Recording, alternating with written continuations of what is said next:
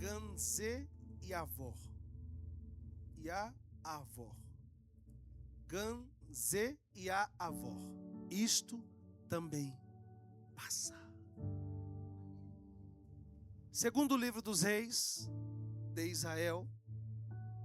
Gente, feliz Dia dos Pais a todos os pais aqui presentes. Amém? Feliz Dia dos Pais às mamães que fazem papel de pai também, porque não é fácil. Então que Deus abençoe muito a vida de vocês, cada papai, cada mamãe que está aqui de forma presencial, que estão em casa, você que nos acompanha, você que vai ver esse vídeo, que Deus abençoe vocês poderosamente, que Deus honre vocês poderosamente. A palavra de Deus diz que o marido, o homem, ele é o sacerdote da casa. Ele é o Cristo dentro do lar. Diga assim, o Cristo dentro do lar. E no Brasil, nós temos um grande déficit de paternidade.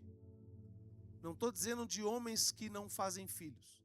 Estou dizendo pais que não assumem a paternidade como deveriam. Então, é por isso que você vê muitos adultos infantis, com traumas. Pessoas que estão beirando os 50 com atitude de jovenzinho, garotinho. O que significa isso? Ele não teve infância. Por quê? Porque a paternidade ela é muito importante na criação de uma vida, de um filho. E se eu for perguntar aqui, eu acredito que a maioria, talvez, o pai, é só diminuir o vento. Eu acredito que a maioria, o pai foi separado da mãe. Cresceu dentro de um lar disfuncional. Ah, Pedro, o senhor está falando isso porque o senhor teve pai? Não, assassinaram meu pai, eu tinha 8 anos de idade. Eu só fui descobrir em 2014, quando eu tinha 23 anos. Então eu cresci achando que meu pai havia me abandonado. Ele já estava na glória ou no inferno, né? Porque a escolha é dele. Então, entenda uma coisa. De repente você não teve a paternidade que você sempre sonhou. Mas você pode encontrar em Cristo Jesus um pai. Aleluia.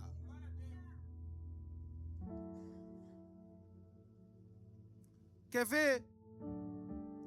Eu estudo muito sobre psicologia e eu sou analista de perfil comportamental. Eu analiso pessoas, a forma que ela senta, a forma que ela fala, a forma que ela gesticula, a forma que ela recebe uma informação. Se isso que eu estou falando para você é interessante ou não, eu sei o que você está sentindo.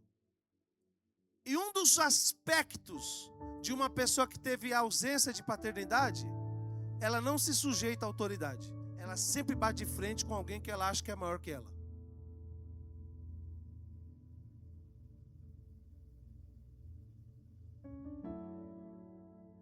Aí você já sabe, não é que a pessoa é sem educação. Ela não teve um pai para pôr ela no eixo. E quando nós nos convertemos, caminhamos com Cristo, sabe o que Deus faz? Apruma a nossa vida. Diga Jeremias 18. O barro na mão do oleiro, sendo amassado, até ser transformado em vaso. E aí é onde dá demônio, dá muita coisa. Por quê? Porque a gente olha e fala, pera, ninguém nunca me corrigiu, eu nasci assim, vou morrer assim. E agora Deus quer vir e falar que eu não posso mais fazer o que eu era acostumado a fazer? Deus vem e fala, olha, aquilo que você tinha prazer agora já não é mais prazeroso. É assim. Por quê? O pai corrige o filho a quem ele ama. Então talvez você esteja passando por alguma situação delicada em sua vida. Diga, isto também passa. Glória a Deus. Eu quero te incentivar nesta manhã a acreditar que sempre haverá um dia melhor. Amém? Ah, P, eu não tenho esperança de dias melhores. Dizem por aí que a esperança é a última que morre. Alguém aí, a sogra, chama esperança? Por que deram graças a Deus aí? Não entendi. Repita comigo, eu preciso crer no amanhã. Você cantou aqui. Cadê? Júnior. O que nós cantamos? Porque Ele vive, posso crer no amanhã, porque Ele vive, temor não,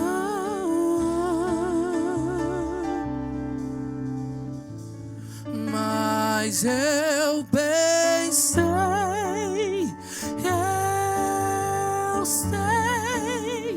que a minha vida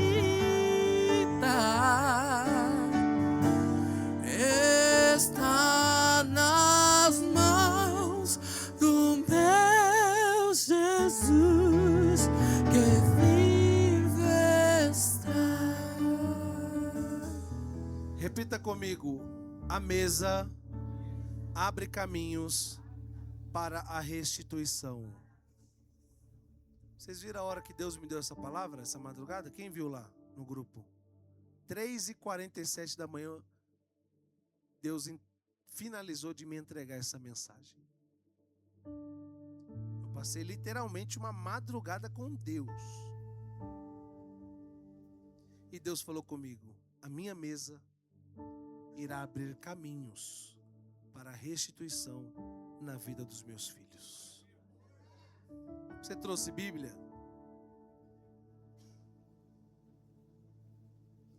Bonita arte, hein? Cadê a cama? Ah, tem uma cama ali. Tá escondidinha a cama. Toda a arte aqui que nós colocamos na tela sobre as mensagens ministradas, tudo que vai ser falado na mensagem vai estar aqui, ok? Então já estou dando uma dica para você encontrar as referências. Então aqui nós temos uma cama, uma mesa, uma cadeira, um candelabro, um candeeiro, é ou não é? Então nós vamos falar sobre isso hoje. O que é que tem na mesa? Os filhos se reúnem na mesa do Pai.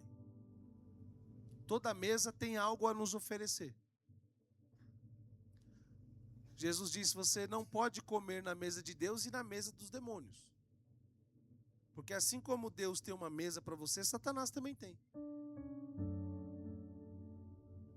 E a mesa fala muito da nossa identidade, de quem nós somos, da nossa característica, do nosso caráter. Vou te dar um exemplo. Eu tenho certeza que você não se assentaria na mesa daqueles que roubaram o INSS, do Vorcaro. Tenho certeza que você não sentaria na mesa. Porque existem mesas que você não se identifica. E a mesa do Senhor só se assenta nela aquele que tem identificação com o Pai. E quando Deus te chama para a mesa, aleluia, Deus te chama para um momento de particularidade, intimidade. Diga assim, mesa é intimidade. Você se assenta na mesa com quem você não conhece? Não. Então, mesa fala sobre particularidade, intimidade. Mesa fala sobre aquilo que nós acreditamos. Quem dá lugar ao profético hoje encontrará direção para atravessar qualquer crise amanhã. Diga, isso também passa. Não é porque hoje está muito bom que amanhã não possa passar por algum vento. Aí a pessoa está profetizando isso. Não, eu estou sendo realista. Assim como, se você está passando por uma situação ruim hoje, isso pode melhorar e se tornar uma situação boa. Se você estiver passando uma situação boa, lá na frente você pode ter uma pedra no seu sapato. Acontece ou não? Sim ou não? Sim. Agora, precisamos entender que aquilo que nós fazemos na mesa hoje reflete no nosso futuro. Aonde? Amanhã. Então, olha lá. Segundo livro dos Reis, capítulo 8, verso de número 1. E falou Eliseu àquela mulher cujo filho ressuscitara, dizendo: levanta-te e vai, tu e a tua família, e peregrina onde puderes peregrinar, porque o Senhor chamou a fome, a qual também virá à terra por... Diga, 7 é um ciclo. Ele disse que a fome seria para sempre. Sabe o que ele está dizendo? Vai apertar um pouquinho, vai ficar um pouquinho ruim. Mas isto também. Mas isto... Irmão, hoje eu vou falar tanto isso que você vai sair daqui, ao invés de você dar a paz do Senhor, você vai falar, isso também passa. Amém? Por quantos anos haveria fome? 7 anos. Diga assim, a minha prova tem um tempo determinado para acabar. E eu profetizo que acaba esse mês. Amém, igreja? Ô, glória! 7 anos. 3. E sucedeu ao fim dos 7 anos, a mulher voltou da terra. Não, vai lá, o 2, né? E levantou-se a mulher e fez conforme a palavra do... Lê aí. E levantou a mulher e fez conforme a palavra do... Ouça isso. O homem que você ouve e obedece tem influência nos resultados da sua vida. Não, vou falar de novo, você não pegou. O homem, quando eu digo homem, é o homem ser humano. Que você ouve e obedece, ele terá 100% de influência nos resultados da sua vida. Quem você tem ouvido? Gente que vai dar uma crítica construtiva, mas que nunca construiu nada? Ou alguém que já chegou onde você almeja chegar? Veja, ela fez conforme a palavra do homem de Deus. Diga assim, Deus também usa homens. E o diabo usa os seus. Então nem todo conselho vem de Deus. Se todo conselho fosse bom, a Bíblia não teria a fala dizendo, Deus tem os seus próprios conselheiros. Pergunto, o que significa isso? Deus não precisa de opinião nossa. Deus tem as opiniões dele. Porque muitas vezes a gente está passando por algo, a gente quer dar uma opinião para Deus. Ô Deus, e se o Senhor fizer assim? Eu não estou gostando desse jeito. Aqui não tem gente assim não, mas eu fui pregar ali em outra cidade essa semana, e lá tinha gente assim, dar opinião para Deus. Aqui não tem. Na Jardim de Cristo, não, imagina. Certamente não tem. Deus tem os seus próprios conselhos. Essa mulher levantou-se e fez conforme a palavra do homem de Deus. Diga assim, o homem de Deus é responsável pelos meus frutos.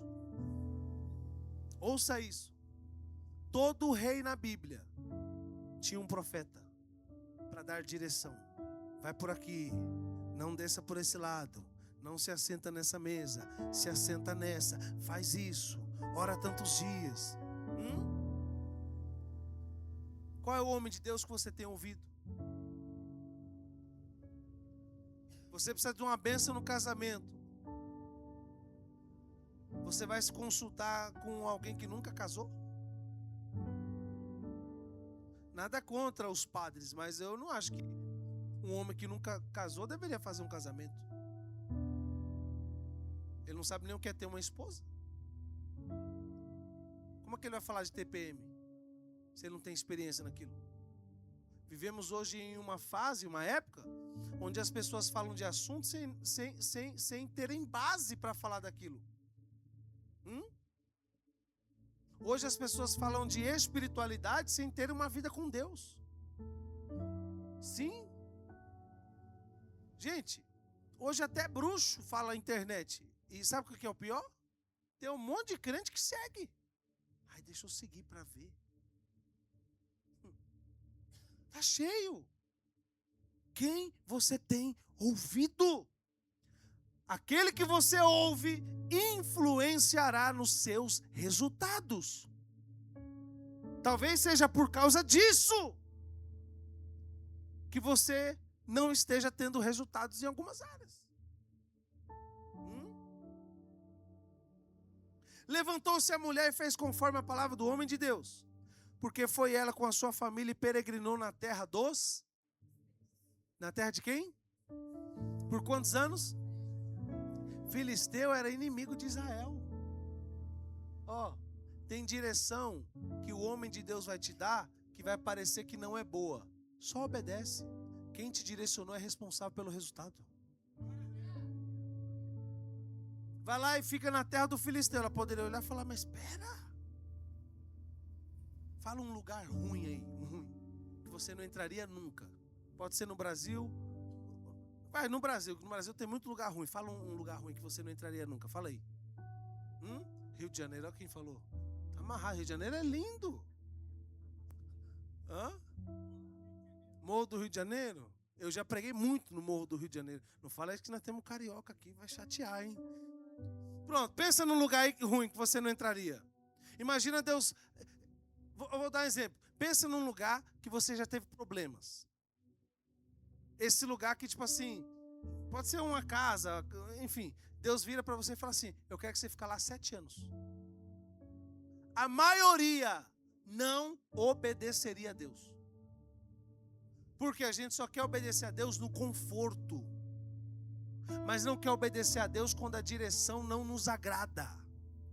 E diga assim, desagradar também é uma função de Deus. Frustrar os meus planos também é uma função de Deus. Deus muitas vezes frustra os nossos planos. Para quê? Para nos dar algo melhor lá na frente. Para não nos perder ali na frente. Deus está falando aqui essa manhã. Mas diga assim, isto também passa. Mais uma vez. Fala mais alto, vai lá. Olha o verso 3. E sucedeu que ao fim dos... A mulher voltou da terra dos filisteus. Diga, isso também passa. Eu profetizo que vai passar sobre a sua vida. Eu não sei qual a fase que você está passando. Mas se for uma fase ruim, ela vai passar ainda esse mês. Ainda esse mês Deus vai colocar um ponto final nessa provação. Ainda esse mês Deus vai colocar um ponto final nessa prova. Aleluia. Diga, isso também passa. Vamos ler o 4, 5 e o 6. Leia comigo, por gentileza. Não, pera. Para ficar bem bonitinho, não precisa ler na sua Bíblia. Lê aqui na tela. Vai lá. 1, 2, 3.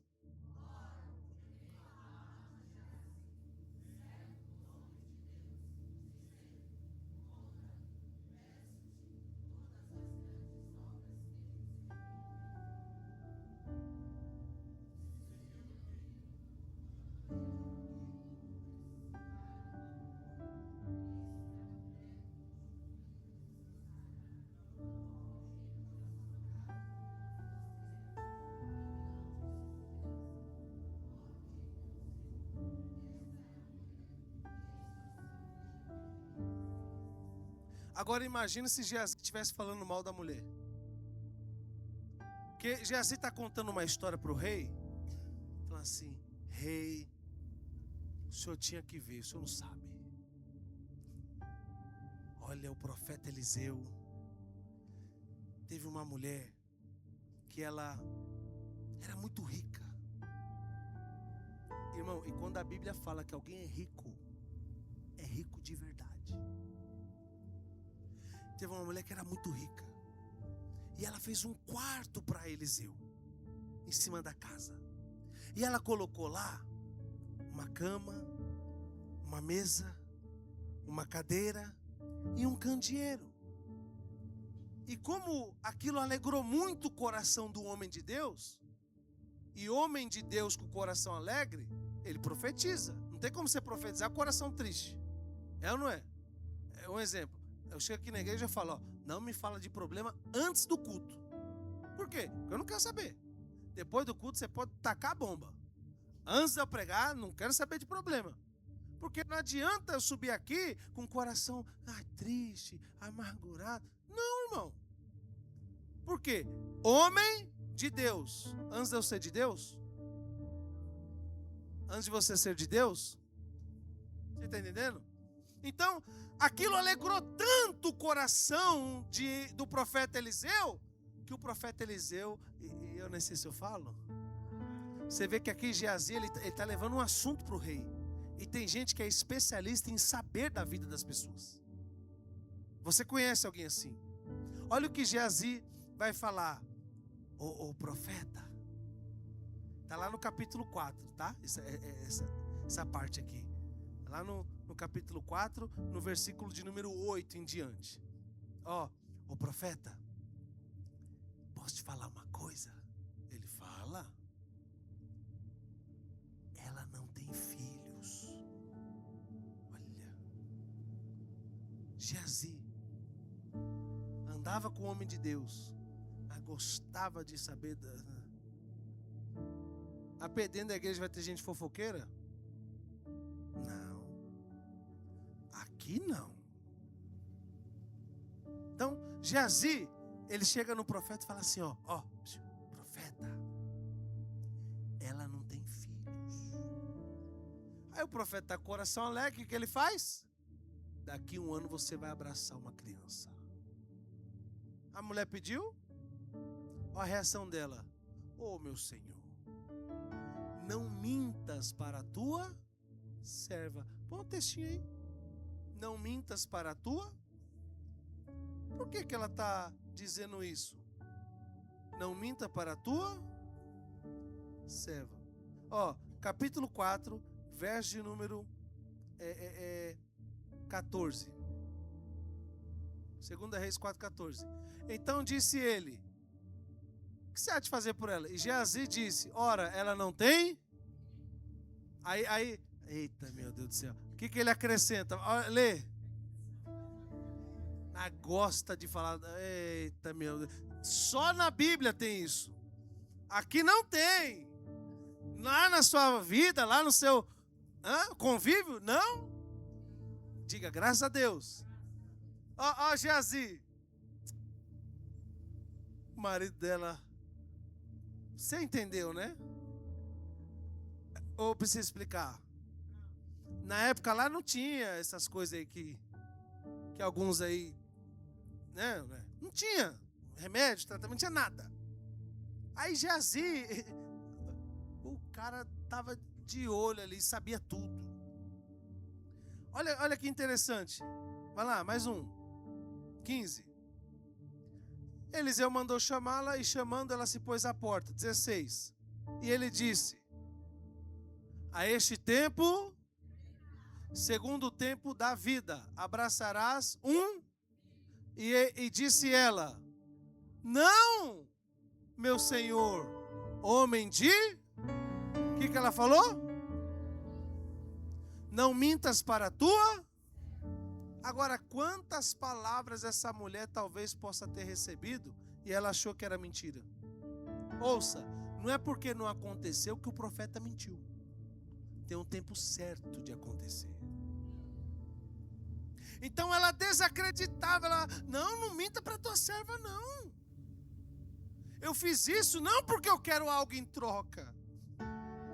Eu não construí um altar sobre a minha casa, com uma cama, uma mesa, um candeeiro, uma cadeira.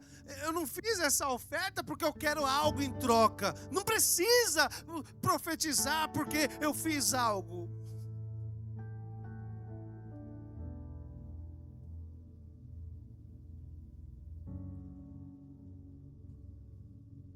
Essa é a história dessa mulher que saiu a peregrinar na terra dos filisteus durante 7 anos. E quando voltou, ela recebeu a restituição. Olha o verso 6, capítulo 8.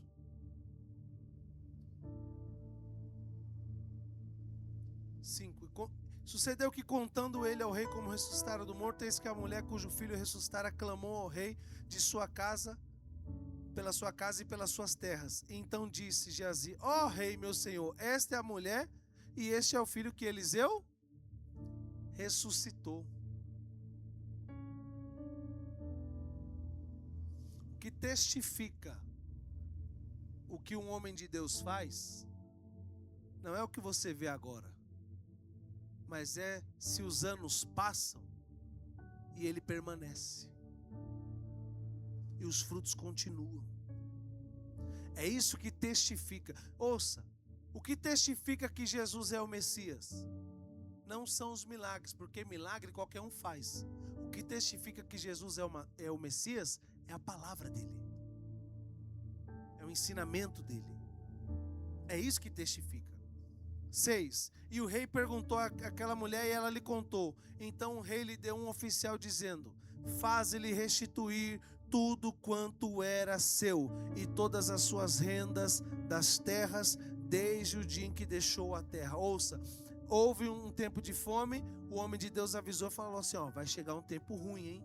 Sai daqui, vai para a terra do Filisteu, se esconde lá 7 anos. Aquela mulher deixou casa, bens, e não sei se você sabe, eles eram do agro, eles tinham fazendas. E geralmente quem tem fazenda é bem pobrezinho, né? Você vai lá no Mato Grosso do Sul, é bem pobrezinho, né? Alguém já foi para lá? É bem assim, tipo, 2 mil por mês, tranquilinho, para pagar conta. É, não é? Deve estar tirando livre uns 2 mil, 3 mil por mês. É assim ou não é? Não. Então ela era do agro. Você vai ver na história que era do agro. Por quê? Porque o filho foi ajudar o pai na lavoura, no campo, quando o menino morreu. Tinha fazendas, tinha posses, tinha terras. E esse lance aí de invadir terra, irmão, não é de hoje não. Isso aí desde a Bíblia. Quando ela vai para a terra do Filisteu, o povo vai e invade a terra dela. Quando ela volta depois de 7 anos, onde é que ela vai morar? O que é dela está invadido há 7 anos por outras pessoas. Mas graças a Deus naquele tempo havia justiça. Graças a Deus naquele tempo havia um rei para dar justiça. Quando o rei fica sabendo que aquilo que é dessa mulher foi tomado por pessoas, sabe o que o rei fala? Devolve para ela tudo que é dela. E durante os 7 anos, tudo que a terra dela produziu, ela não recebeu. O que recebeu foi outra pessoa. Mas eu estou mandando restituir para ela o que é dela. Levanta as 2 mãos que eu quero liberar uma palavra profética. Tudo aquilo que não aconteceu nos últimos 7 anos, tudo aquilo que é seu, que o diabo roubou nos últimos 7 anos, Deus vai restituir.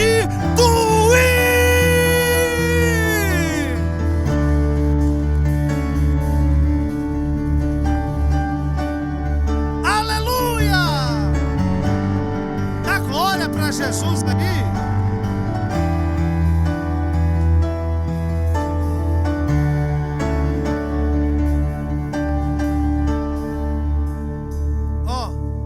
Diga 7 anos. Diga assim: isto também passa. Você não está pronto para receber restituição de 7 anos ainda, né? Quem está? De vez em quando você vai ter que suportar alguns filisteus. Porque a gente fala eu vou falar, vamos lá, negão. Aquele lá. De vez em quando a gente quer até receber a bênção de Deus, mas a gente quer receber a restituição. Mas o que ela precisou passar para receber restituição? Durante 7 anos teve que aguentar a humilhação de filisteu para cá, filisteu para lá. Deixa eu te falar uma coisa, pode ou não? O tempo da influência satânica e maligna na sua vida está caindo por terra. Se eu sou homem de Deus, se eu sou profeta de Deus, hoje acaba o tempo da influência maligna.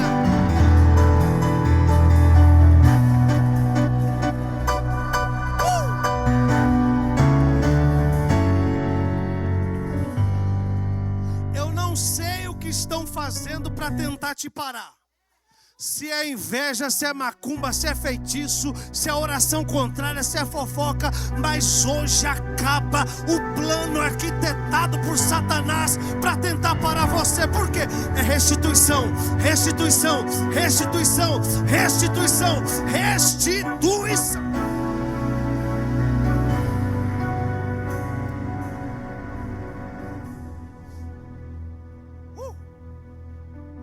Deus está aqui.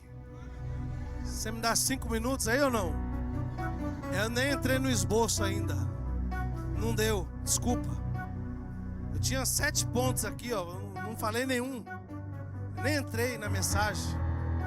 Me perdoa. Mas eu tenho que profetizar o que Deus está mandando. Toda a influência de filisteu. Ei. Pergunta assim, apóstolo: quem são os filisteus? Davi explica quem são os filisteus. Um dia Davi foi enfrentar um Golias, um gigante. E quando Davi olhou para Golias, o gigante, Davi disse assim: quem és tu?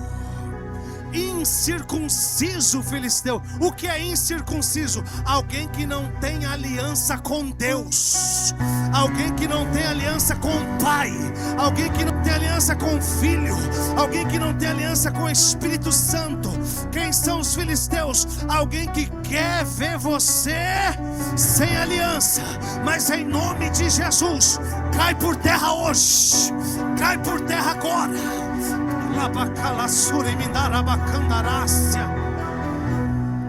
Toda influência maligna contra a tua família, contra a tua casa, contra a tua empresa, não ficará de pé, não ficará de pé, não ficará de pé, não.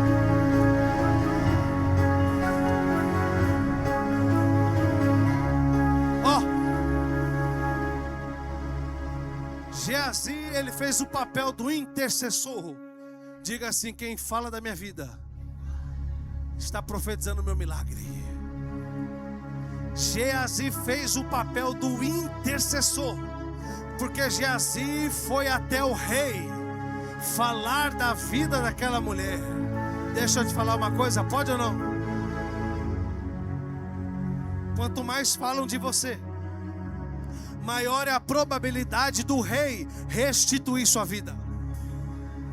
Quanto mais levam coisas que aconteceram na sua vida para o rei, maior é a probabilidade do rei entregar a você aquilo que é seu de direito. Diga assim: acontece hoje um novo tempo. Ó, vai lá, para a gente encerrar, amém? Eliseu é uma unção. Eliseu é o quê? O profeta Eliseu, ele é sucessor de Elias. Ele foi moço de Elias, discípulo de Elias. Elias fez 7 milagres. Eliseu fez 14 milagres. 13 milagres em vida e 1 milagre depois de morto. E Eliseu é uma unção. E a mulher sunamita, ela entendeu algo que muita gente, demora para compreender. Diga para alguém assim, não demore para entender o que Deus quer de você. Posso te explicar um negócio aqui? O que ela entendeu? Capítulo 4, verso 8. Vamos ler. Aí depois pode tirar o texto da tela e deixa a foto. Bem bonita aquela foto, inclusive. Sucedeu também que um dia, indo Eliseu a Sunem, havia ali uma mulher importante. Está errada essa tradução. Ela era rica, muito rica, o qual reteve a comer pão, Certo dia passou Eliseu em Sunem, onde se achava uma mulher rica, o qual o constrangeu a comer pão. Daí todas as vezes que ele passava por lá, ele entrava para comer pão. Eliseu é uma? Não pegou. Eu achei que ia ser fácil. Eliseu é uma? Diga, unção é a capacidade de Deus na vida de um homem e de uma mulher para 3 coisas: para ele ser o que jamais seria, para ele ter o que jamais teria e para ele chegar onde ele jamais chegaria. Tem coisa que você olha e fala assim: rapaz, o meu conhecimento não poderia me trazer até aqui. Quem levou foi a unção. Amém? Então, a história diz que sempre Eliseu, e Eliseu é o quê? Então existe uma unção que está passando, irmão. Se você não... Existe algo espiritual que está passando. Se você não agarrar e fizer algo, vai continuar passando. Ó. Aí o que essa mulher faz? Chamou Eliseu. Bora comer pão? Deixa eu te falar uma coisa. Na tua casa tem pão? Tem ou não tem? Quem gosta de um pão? Pão? Quem gosta de um pãozinho?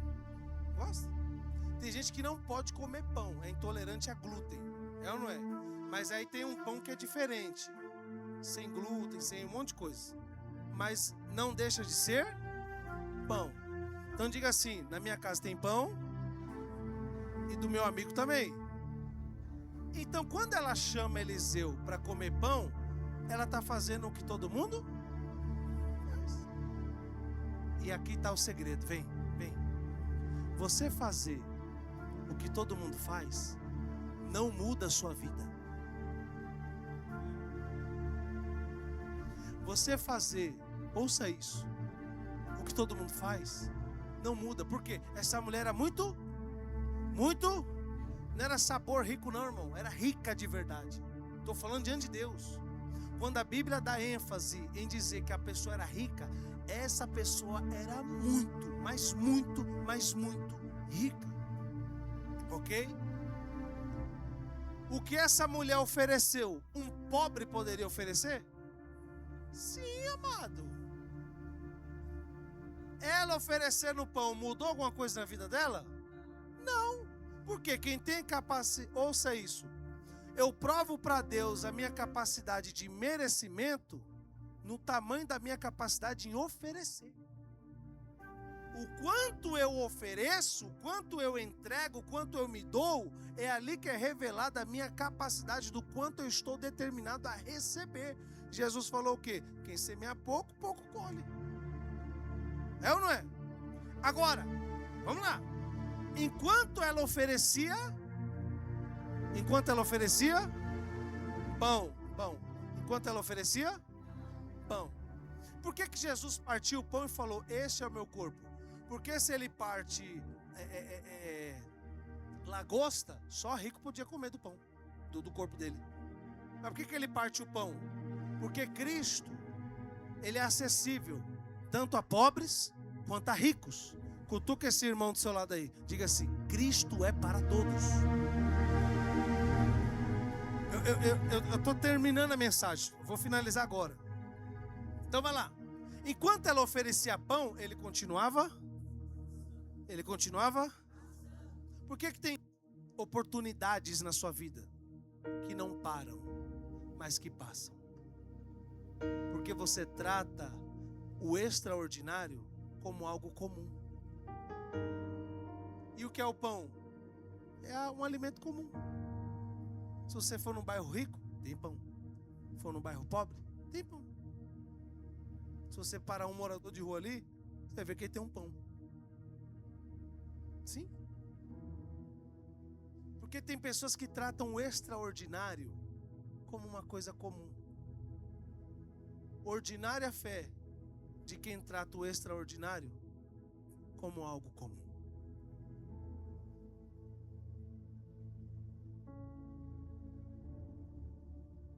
E aí ele parava ali para comer. Aí olha o verso 9.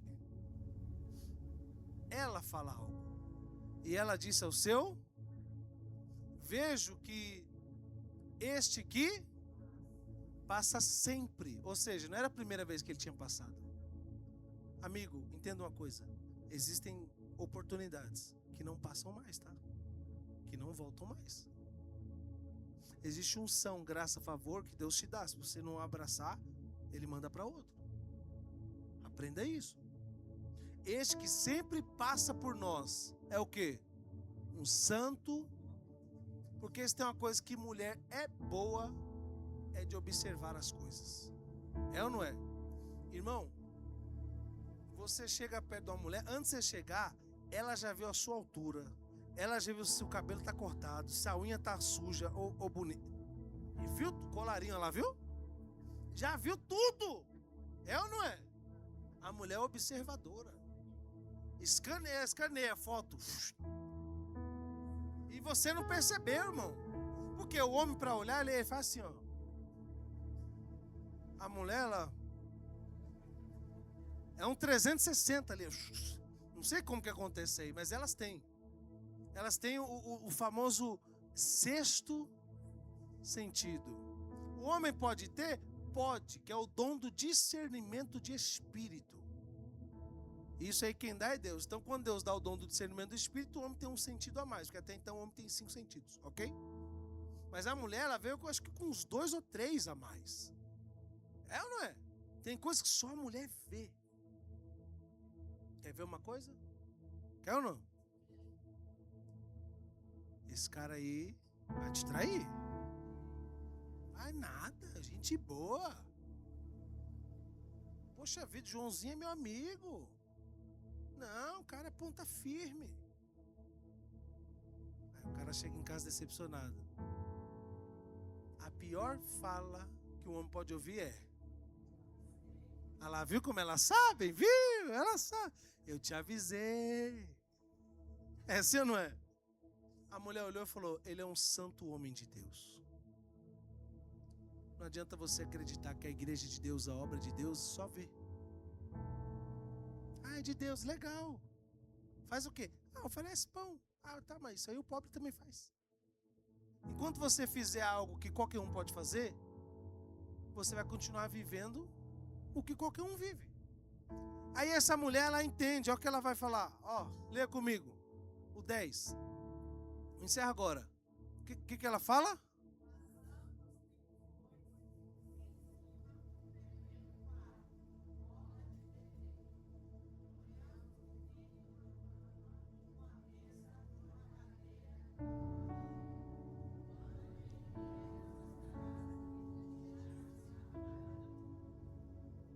Ó, quem observa?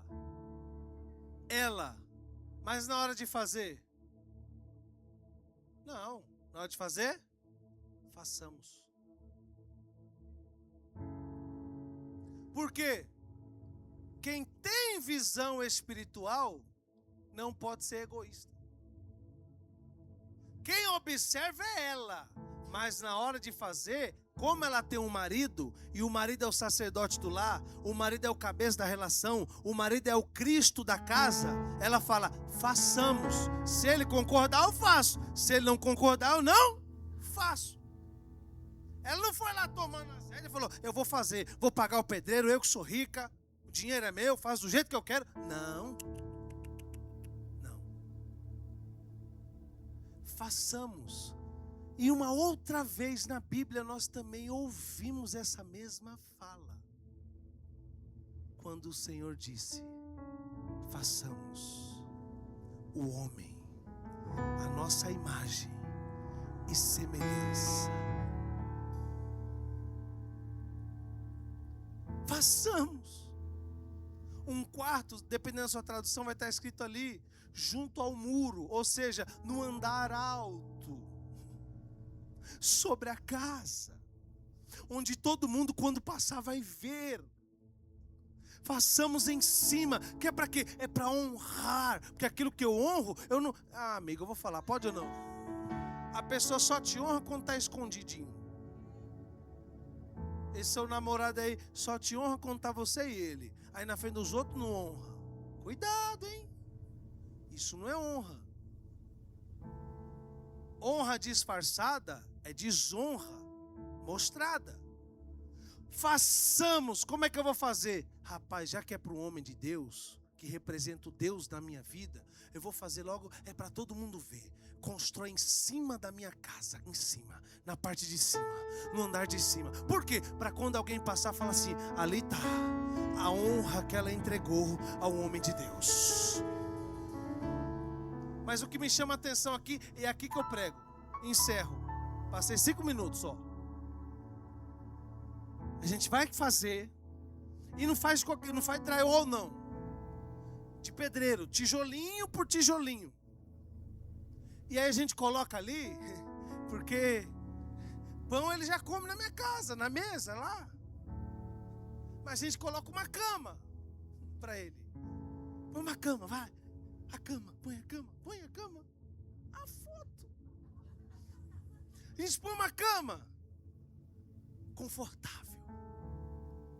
Aí a gente põe também uma mesa. Põe a mesa. Coloca a mesa. Mas dentro da cultura judaica é pecado comer em pé. Tem que comer sentado. Comer em pé é falta de respeito. Põe uma cadeira.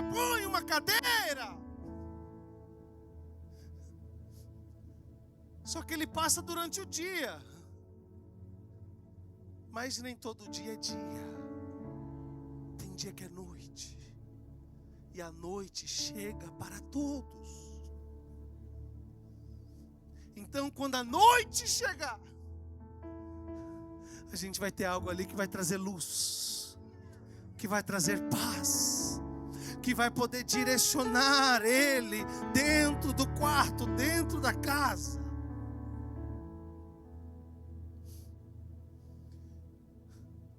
Não basta você conhecer o profético, é preciso dar lugar à unção, lugar ao profético.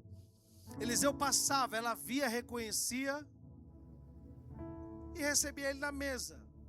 Ele entrava, se alimentava e depois se levantava e ia embora. É igual alguém vem para o culto, que bênção, glória a Deus. Aí começa a dar certo, daqui a pouco embola tudo. Por quê? Tem coisa que chega na sua vida e passa. Então você precisa hoje receber de Deus uma estratégia, uma capacidade de reter aquilo que é de Deus na sua vida. Porque tem gente que tem paz na igreja, mas essa paz que ela sente aqui, ela não sente em casa. Então você precisa hoje receber uma direção de como levar essa unção, essa graça, o Espírito Santo que habita nesse lugar para a sua vida, para a sua casa. Ela decidiu, eu não quero apenas que o profético, que a unção, ela passe pela minha casa. Eu quero que ela tenha lugar dentro da minha casa. Ela não esperou o profeta pedir, porque tem gente que só faz se Deus pedir. Tem gente que só ora se Deus mandar. Não. Ela não espera, Eliseu não pediu, Deus não mandou. Ela simplesmente teve a iniciativa do quê? De generosidade. Façamos um pequeno quarto em cima da nossa casa. Aquilo que ela construiu para o profético em um tempo de abundância, aquilo que ela construiu para receber a unção em um tempo de abundância, se tornou uma chave para atravessar o tempo da crise que aconteceria dali a 7 anos. Ouça, o que você constrói em tempos bons pode sustentar você em tempos difíceis. Encerra agora, irmão. Primeiro, ela reteve o profético. Ela trouxe para dentro da casa dela. Eu não posso deixar o profético apenas passar pela minha casa. Existem pessoas que querem uma palavra profética, mas não querem construir uma estrutura para sustentar aquilo que Deus está fazendo. Aumenta o ar aí que está muito quente agora. Valeu. Existem pessoas que querem uma palavra, querem a unção, querem o milagre, querem a presença, mas não querem mudar a estrutura. Ouça, se Deus... vou falar, essa não levo, não, dia dos pais ainda, primeiro dia dos pais, eu vou falar tudo. Tô leve hoje. Tem gente que quer receber de Deus, mas não quer mudar a estrutura. O que significa isso? Todo mundo quer de Deus, Deus mudou a estrutura dele. Ó Jacó, Jacó entra no val de Jaboque assim, ó. Peitinho reto, ó, todo bonitinho. Como é que Jacó saiu? É ou não é? Todo mundo que tem algo com Deus, Deus muda a estrutura. Olha para você. Seus amigos olham e falam, rapaz, como você mudou, glória a Deus. Porque se as pessoas enxergam você o mesmo de anos atrás, repara, se você é o mesmo de um ano atrás, diga assim, está com defeito. Não evoluiu, irmão. Agora se alguém olha e fala assim, nossa, você está tão diferente. Nossa, seu rosto está tão brilhando. Olha, eu sinto uma paz na sua vida. Diga assim, Deus está mudando a minha estrutura. Você pode profetizar para alguém? Você pode ser boca de Deus? Pega na mão de alguém que está do seu lado. Pega aí. E faça uma oração. Diga assim, Deus vai mudar a sua estrutura. Irmão, eu estou sentindo Deus. Estou com a vontade de chorar na presença de Deus hoje. Tem uma unção palpável aqui nesse lugar. A sunamita mudou a estrutura da casa. Ouça, quem se move pelo profético muda estruturas. Eu profetizo, você será usado para mudar estruturas. Você será usado para mudar estruturas. Ouça isso. Se Deus não estiver acima de tudo, o profético, a unção, o que Deus tem para você não vai poder permanecer. Por isso que ela pega e ela constrói em cima. Deixa eu falar uma coisa, pode ou não? Ela poderia fazer um puxadinho lá no fundinho, uma edícula. Sabe o que é edícula? Sabe ou não? Tem uma casa, no fundinho da casa tem um quartinho com banheiro. Eu morei numa edícula.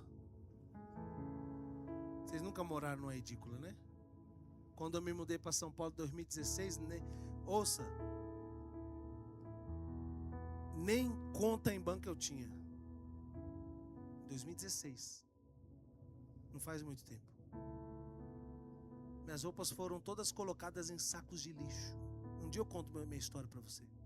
É que eu gosto de contar coisa boa e não história triste. Eu aluguei um quartinho numa edícula, na rua Mota Paz, aqui na Lapa. Eu morava em Brasília. Sabe quantos dias eu passava dentro da edícula por mês? Uns 3 ou 4, porque Deus abriu tantas portas para mim que eu não parava lá. Viajava muito.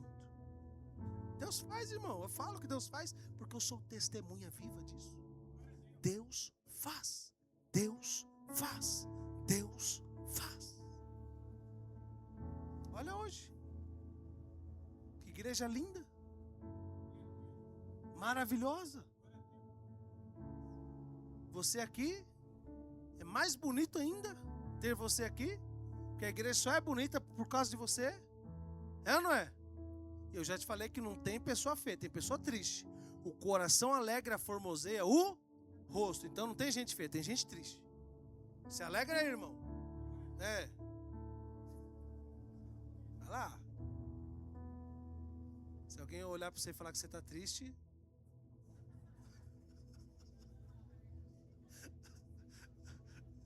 encerra agora. Ela colocou o quarto no andar superior da vida. Eu gostaria tanto que você prestasse atenção. Essa mensagem depois ela vai estar no YouTube, você assiste de novo. Ela colocou um quarto no andar, diga, superior. Diga para essa pessoa, sobe o nível, irmão. Deus quer que você sobe o nível. Fala para ele.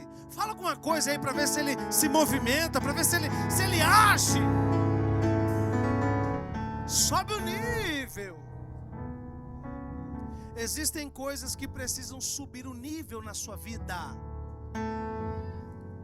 Diga, minha comunhão com Deus precisa subir o nível. A minha oração precisa subir o nível. A minha obediência precisa subir o nível. O meu princípio de honra precisa subir o nível. A minha prioridade pelo reino de Deus precisa subir o nível. Cama, mesa, cadeira, candeeiro. Parece comercial da M. Martin. Nem tem mais, né? Não sou velho não, irmão. Eu não gosto quando vocês fazem isso. Fala uma nova aí. Zara Home. Pronto. Parece comercial. Não, coisa boa, né? Subiu o nível, irmão. Como é? Casa cor? Não conheço, deve ser boa. De rico, então. Diga, sobe o nível. Diga, cama, mesa, cadeira e candeeiro. Pergunta assim, o que significa? Você tem tempo para entender isso aqui? Ou não? Tem ou não tem? Eu prometo para você, não vou estragar seu almoço em família hoje. Não vou. Eu preciso te entregar isso aqui. A cama. Vai lá, mídia, agora, hein? Vocês se prepararam para isso. É agora. A cama significa lugar de descanso.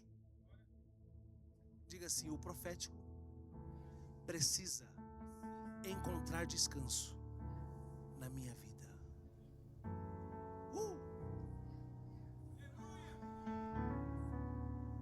O ser humano passa 1/4 da vida, sabe aonde? Na cama. É comprovado. 1/4 da sua vida será na cama. Escolha bem o seu colchão, hein? Tem que ser aquele, um se mexe. É isso aí. Ó, ela coloca uma cama. Você sabia que cama,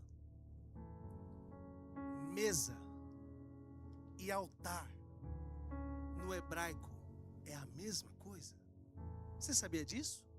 Vou te explicar.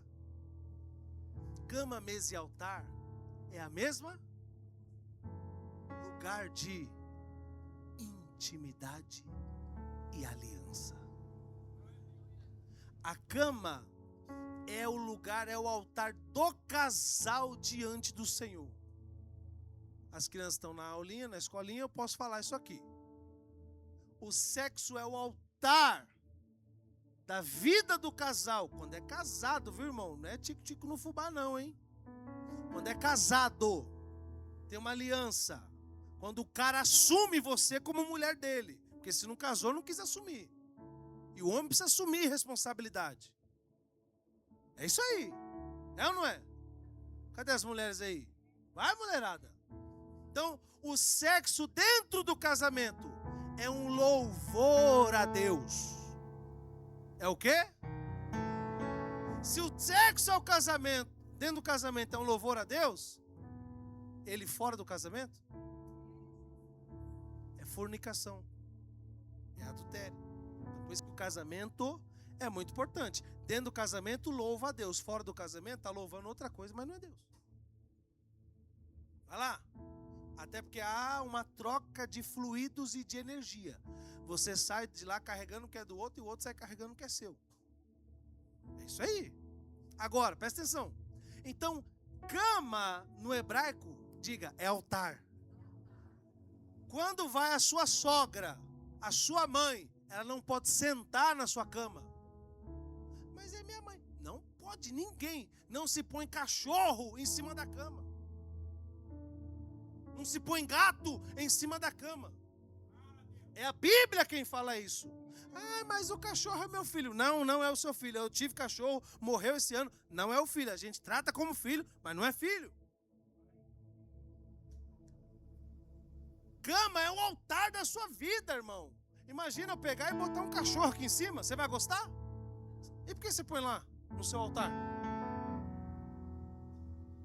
É altar. Para Deus é a mesma coisa. Você pega o cachorro e põe em cima da mesa? Não, tem gente que come.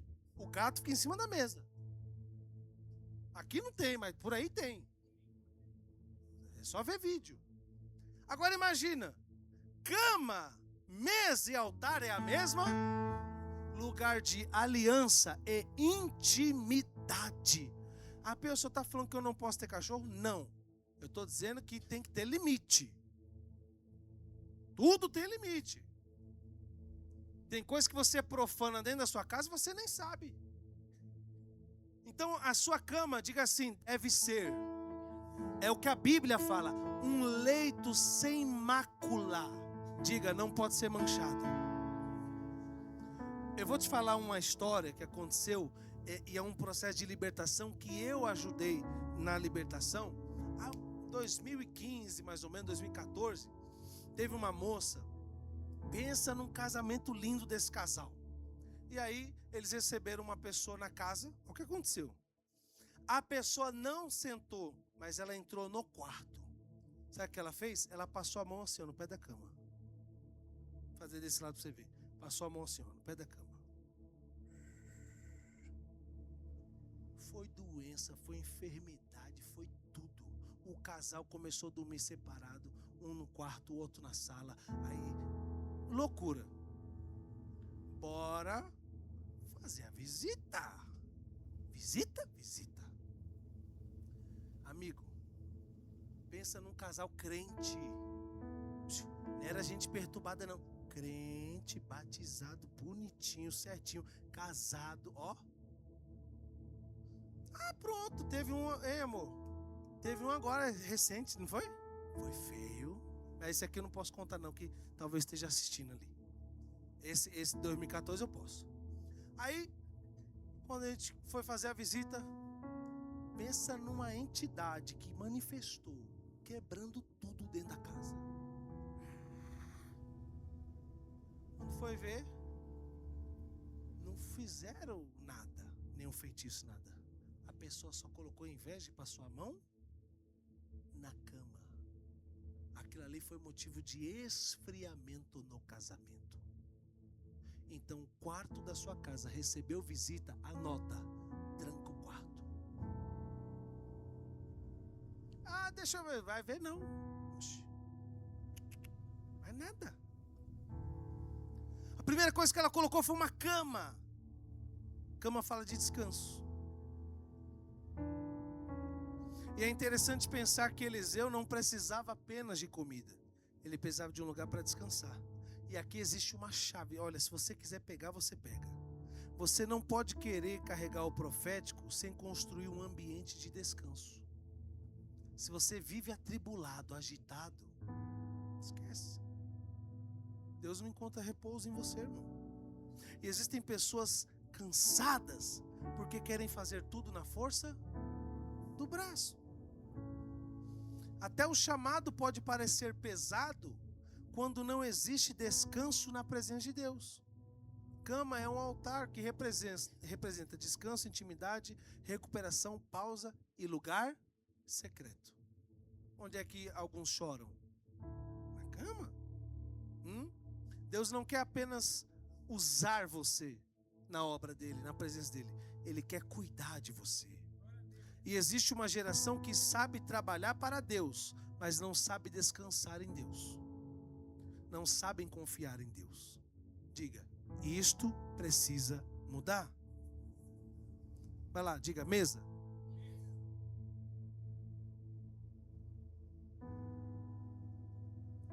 Mesa significa comunhão. Diga, o profético precisa ter comunhão.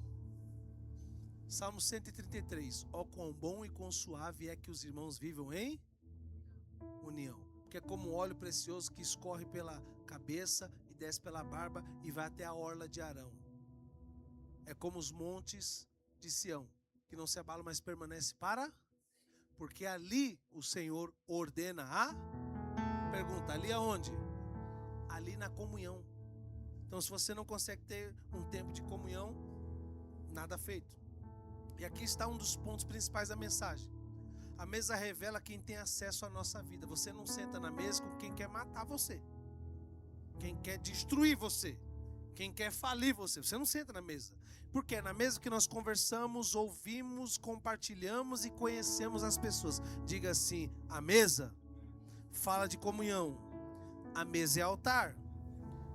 Onde é que Jesus descobriu o traidor? Na mesa. Ouça isso, Jesus sentou na mesa com Judas. João 13, 21 até o 27. Vai lá. Ditas essas coisas, angustiou-se Jesus em espírito e afirmou: em verdade vos digo que dentre vós um me trairá. Então aquele discípulo, reclinando sobre o peito de Jesus, perguntou: Senhor, quem é? Respondeu Jesus: é aquele a quem eu der o pedaço de pão molhado. Tomou, pois, um pedaço de pão e, tendo molhado, deu a Judas, filho de Simão Iscariotes. E após o bocado, 27, aconteceu o quê? Imediatamente Satanás entrou nele. E disse Jesus: o que pretendes fazer? Faz de... E após o bocado entrou nele. Ouça. A mesa é tão poderosa. Vai lá, mídia. A mesa é tão poderosa, mas tão poderosa, que quando o pão entra pela boca, quando o alimento entra pela boca e o coração se abre, cuidado para não abrir muito seu coração, porque pode ser que Satanás entre nele, tá? Porque tem mesa que você se assenta que quem entra no seu coração não é Deus, é o diabo. Judas está na mesa com Jesus. Quem entrou no coração dele? Opa, interessante isso. Judas está na mesa com, recebendo um pão das mãos de... Ele abriu tanto o coração que quem aproveitou-se da situação e entrou foi quem? Cuidado para quem você abre o seu coração. Pode ser que o diabo esteja entrando nele e você não saiba. Nem todo mundo que come com você tem o mesmo coração que você. Existem pessoas que você pode amar, mas não pode permitir que tenham acesso irrestrito ao seu coração. Mesa é lugar de comunhão, mas também exige discernimento. Quem senta à sua mesa influencia aquilo que entra no seu coração. Deixa eu te falar uma coisa. Quem se assenta na sua mesa influencia aquilo que você recebe no seu coração. O que existe hoje na geração são pessoas que nunca entraram numa igreja e nunca irão entrar. Por quê? Porque pessoas da igreja levam problemas da igreja para a mesa. Vão falando de assuntos que a pessoa... Eu falo isso em todos os aspectos. Às vezes a pessoa não vai gostar de um produto porque alguém que faz parte desse produto sentou na mesa com alguém que não era do produto e levou coisas do produto que não deveria levar. E aí a pessoa vira... Fala, meu Deus, quem se assenta à sua mesa influencia aquilo que entra no seu? Como é que está o seu coração? A cadeira. O que é cadeira? Cadeira significa posicionamento, é uma posição. Quando Deus fala que tem uma cadeira de honra, Ele está dizendo que tem uma posição de honra. Então o profético exige posicionamento. Diga assim, posicionamento. E agosto é o mês do... Eu acho que eu vou acabar na cadeira, ok? Agosto é o mês do... A cadeira fala de posição. Agosto é o mês do posicionamento. Porque posição, ouça isso. Posição sem posicionamento é apenas ocupação de espaço. Deus não te chamou para ocupar espaço, Deus te chamou para se posicionar. Repita comigo: posição sem posicionamento é apenas ocupação de espaço. Você pode ter uma cadeira, mas precisa assumir a responsabilidade daquela posição. Toda posição exige um posicionamento. Vocês estão pegando isso ou não? Diga, toda posição exige um posicionamento. Você pode fugir da posição, mas não conseguirá fugir do posicionamento que aquela posição exige de você. Um exemplo, hoje é dia dos... Você é pai. Você pode até dar uma fugida, mas não pode fugir do posicionamento que aquela posição te exige. Para de fugir. E é por isso que algumas pessoas começam a sentir o chamado, a responsabilidade, como se fosse um peso. E aqui existe duas razões para alguém que está acreditando que esse algo que você carrega é um peso. Primeiro, ou você está carregando algo que Deus não mandou você carregar, ou segundo, você ainda não cresceu espiritualmente o suficiente para sustentar o peso da responsabilidade que você recebeu. Existe um nível de espiritualidade que talvez seja raso, e Deus te convida para subir esse nível. Jesus não cobrava nada da multidão, ele cobrava de quem era discípulo. Discípulo tem que ser cobrado. Ele não mandou a multidão carregar a cruz, ele mandou discípulo carregar a cruz. Quanto maior o nível de relacionamento, maior o nível de responsabilidade. Chamado não é apenas um privilégio, chamado também é responsabilidade. Você quer a cadeira? Você quer posição de destaque? Você quer ser honrado? Então se prepare para se posicionar da forma que isso irá exigir de você.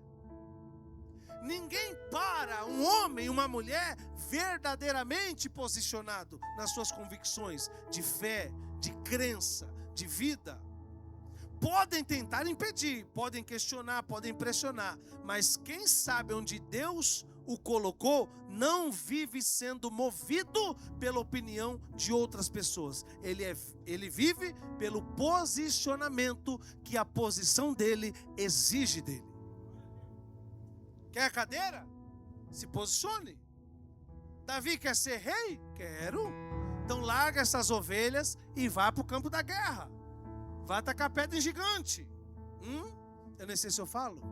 Ô Daniel, tá pegando isso aqui, filho? Vamos lá. Olha que interessante. Quando Davi é ungido rei, eu tenho que falar isso aqui, não está no esboço, mas está na mente. Quando Davi é ungido rei, Davi recebe uma missão. Qual é a missão do rei? Pega uma cesta de pão, de queijo, leitinho de cabra e leva para os irmãos. Ele vai. Davi levou pão para os irmãos. Davi levou pão para o rei, que era a autoridade dele. E para o gigante, ele levou pedra. Vivemos hoje em dias em que pessoas dão pedra para irmãos e quer dar pão para inimigo. Para irmão quer dar pedra, quer dar traição, abandono, pedrada, calúnia. E para gigante, toma aí um pãozinho. Davi nos ensina o que é ser de honra, o que é assumir o posicionamento daquilo que Deus me confiou. Para os meus irmãos, eu ofereço o meu melhor, o leite de cabra, a pedra, o queijo que o papai mandou. E para o gigante, receba a pedrada, gigante. Diga, posicionamento. O posicionamento não vai exigir muito de você, vai exigir tudo de você. Deus confiou um cargo, Deus confiou uma empresa. Amigo, se você não der o máximo, o tudo, se você não se posicionar mais do que o seu gerente, do que os seus clientes, como é que vai acontecer? Então diga, posicionamento. A cadeira fala de um lugar que eu me assento, que Deus me posicionou. Aleluia. E o quinto, o candeeiro. A menorá tá bonita. O candeeiro, o que significa? Pergunto, o que significa? Diga assim, o profético. A unção, ela traz clareza. Porque essa mulher construiu um quarto para reter quem ali? A unção. Então ela colocou uma cama, uma mesa, uma cadeira e um candeeiro. Então cama é descanso. A unção precisa descansar na minha vida.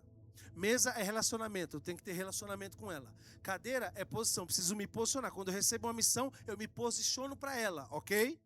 E agora, o candeeiro significa o quê? Clareza. Você entra num lugar escuro, você acende um fósforo, ilumina todo o ambiente. Pergunta, por quê? Porque a noite chega para todo mundo. E por que a noite chega? Agora aqui está de dia, sim ou não? Mas em alguma parte do mundo está a noite. E daqui a pouco nessa outra parte vai estar dia e aqui vai estar. Porque se tem uma coisa que o mundo é bom e é especialista, é em dar voltas. Então a noite sempre chega. E quando chega a noite, eu acendo o candeeiro. Ela não construiu apenas um quarto bonito, ela construiu um ambiente preparado para quando a escuridão chegasse. Deixa eu te falar uma coisa, pode ou não? Deus não vai te preparar só para viver coisas boas, não. Não. Deus vai te preparar para quando chegar uma situação desagradável, você falar assim: Deus já me ensinou, eu já sei como vencer isso. E você em Cristo Jesus é mais do que vencedor. Candeeiro fala de luz, clareza e Toda pessoa no escuro não sabe para onde está indo. Toda pessoa sem luz não sabe para onde Deus está te direcionando as coisas. Bill Gates disse em sua bibliografia no ano de 2009: se você quer ser alguém bem sucedido na vida, você precisa olhar para onde as coisas estão se direcionando e chegar lá primeiro. Diga: quem tem candeeiro, chega lá primeiro. Fala para alguém que ele vai chegar lá primeiro. Fala. Candeeiro fala de luz, clareza, direção. E agora, para a gente encerrar, tem gente caminhando com Deus, mas não tem clareza. Não sabe o que quer, não sabe para onde está indo, não sabe o que precisa deixar, não sabe qual decisão tomar. E ouça isso, quando te falta clareza, a pessoa começa a transformar atalhos em caminho. Diga: quem não tem clareza, transforma qualquer atalho em caminho. Saia desse atalho em nome de Jesus. Cristo é o caminho, Cristo é a verdade, Cristo é a vida. Diga: o resto é atalho. Falta clareza. Hoje vai para um lado, amanhã vai para o outro, depois muda novamente. Uma hora pinta o cabelo de rosa, outra hora pinta de vermelho e azul. Nunca sabe, por quê? Falta clareza. Uma hora, não, agora eu sou emo, gótico, é todo de preto, veste unha preta, tudo preto. Aí depois, não, agora eu não sou mais, agora eu sou drip, né, de artista agora. A calça larga, não sei o quê.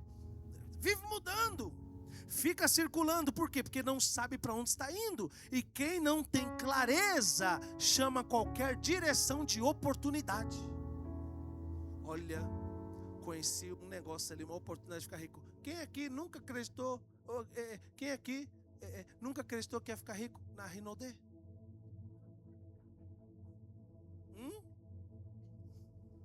Você foi, que eu sei. Então, quem não tem clareza, qualquer direção chama de oportunidade. Aleluia. Diga assim: quando eu recebo o profético, Deus me dá clareza. Mas quando a luz acende, ouça isso, você está no ambiente escuro, e quando a luz acende, a primeira coisa que acontece, você começa a encher. E aqui eu encerro, coisa linda, obrigado Jesus pela tua palavra. Em Lucas 15 vai dizer: uma mulher acende o candeeiro e começa a varrer a casa procurando a dracma perdida. Quando a mulher perdeu a dracma, ela tinha 10 dracmas no colar, ela perde. Sabe o que ela faz? Ela acende a candeia. Quando ela acende a candeia, olha para mim, olha que interessante. Quando ela acendeu a candeia, sabe o que ela identificou? Não é a dracma que estava perdida, era a casa dela que estava suja. Então, quando a candeia acende na minha vida, na sua vida, a primeira coisa que a gente identifica não é o erro da outra pessoa, é aquilo que precisa ser consertado em nós. Toda pessoa com a luz apagada, ela enxerga erro nos outros. Mas toda pessoa que Deus acende a clareza na vida dela, ela olha para si e fala: eu preciso melhorar nisso, preciso fazer isso, preciso me posicionar nisso. E eu profetizo em nome de Jesus: Deus vai fazer você enxergar aquilo que precisa ser mudado na sua vida.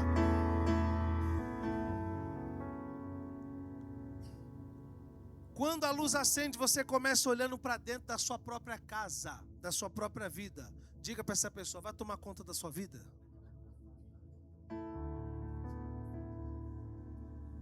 Diga assim: quem tem luz própria não se incomoda com a vida dos outros.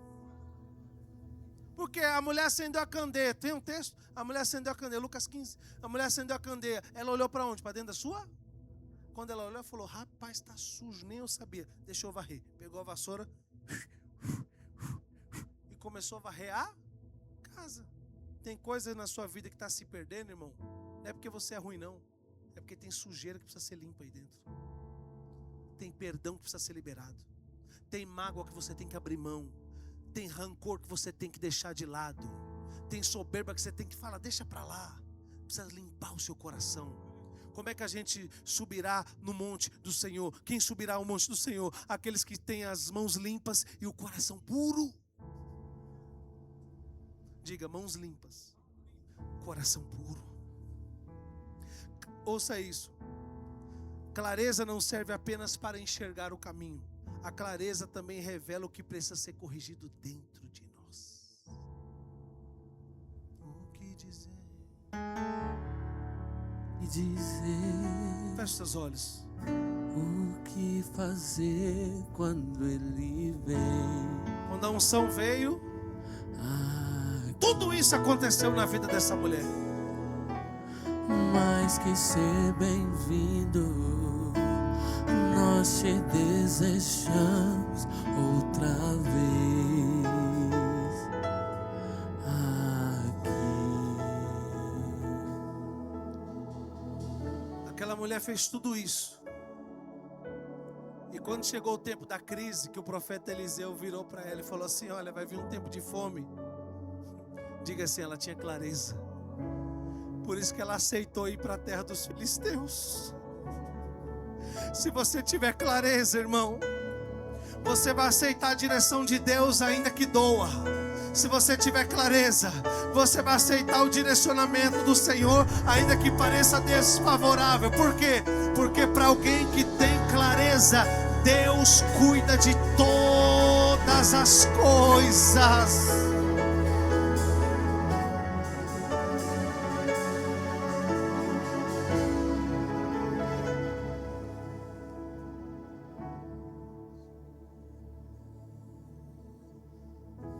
A mulher que havia dado lugar ao profético, a unção, ela encontrou o profético novamente no momento da restituição. Diga assim, aquilo que eu recebo de Deus hoje. Jesus disse, porque na noite em que o Senhor foi traído, Ele tomou o pão, partiu, deu graça e disse: este é o meu corpo que é dado por vós. Sim ou não? Mas é o que o apóstolo Paulo fala, o que eu recebi isso também vos entreguei. Aquilo que você recebe de Deus hoje e você cuida, alimentará você no seu amanhã, para que você não se perca.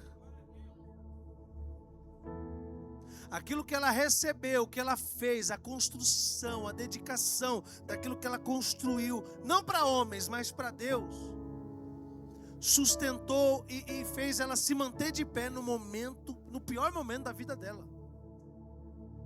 Eu profetizo, Deus não vai deixar você se perder em nome de Jesus. Aqui está uma chave. Ela construiu uma mesa antes de precisar de uma mesa de restituição. Você não constrói sua fé durante a crise. Você revela durante a crise a fé que construiu antes dela. O que você constrói hoje pode sustentar você no seu amanhã. A sunamita tinha riquezas, tinha muitas terras, tinha estrutura, mas entendeu que bens não substituem direção espiritual. Ela não precisava apenas de recursos, ela precisava de uma palavra. E a palavra que recebeu antes da crise foi justamente o que fez ela atravessar a crise. O profético não impediu a crise, a unção não impediu a crise, Deus não impediu a crise. Veja, Deus deu a direção de como ela atravessaria a crise. Tem coisas que Deus não vai tirar da sua vida, Ele vai permitir você passar, mas Ele vai direcionar a sua vida para que você não dê errado. E é muito importante você entender sobre isso. Às vezes nós pensamos, se Deus falou comigo, então nada difícil vai acontecer. O que tem de gente acreditando que porque levantou a mão para o céu, aceitou Jesus, agora vai ficar fácil. Tem muita gente que pensa isso. Mas não, a palavra de Deus não significa ausência de crise. Muitas vezes ela significa, quando a crise chegar, você saberá o que fazer. Não deixe o profético apenas passar pela sua vida, passar pela sua casa. Dê a ele um lugar essa manhã. Construa uma cama, aprenda a descansar em Deus. Construa uma mesa, proteja a sua comunhão e aquilo que entra no seu coração. Construa uma cadeira, assuma o posicionamento que Deus colocou em você. Acenda o candeeiro, busque a clareza antes de tomar qualquer decisão. Porque a noite vai chegar.